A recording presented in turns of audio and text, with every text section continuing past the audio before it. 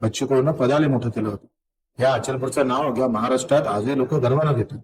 कोल्हापूरचे 15 दिव्यांग बांधव स्वतःला पुणून घेऊन 3 दिवस जेवले नाही. तिथपर्यंत बच्चू कडूची झळ पोचली. त्यांच्याही डोळ्यात पाणी होतं. आज 3 दिवस सातत्यानं मी पाहतो. प्रचंड कार्यकर्ता, प्रत्येक समाजातला माणूस रडत होता. त्या समाजातल्या 80% लोक विरोधात होते, पण तो समाजातले 30 कार्यकर्ते आमच्यासाठी झटत होते. त्यांच्या घरावर कोणी दगडफेक करण्याचा प्रयत्न केला, टाके फोडण्याचा प्रयत्न केला, पण तो मागं थांबलेला नाही. त्याला कामच महत्वाचं वाटलं. एका खांद्यावर मुस्लिम तर दुसऱ्या खांद्यावर हिंदू रडत होता. कधी मारी समाजाचा, तर तेली, तर बौद्ध समाजाचे, तर काही आम्ही पाहतोय बारी समाजाचे. सगळ्या समाजाचे लोक अतिशय ताकदीनं उभे राहिले. थोडे मताना गठ्ठ्यानं नाही भेटले असत, पण जे होते ते अतिशय मजबूत होते.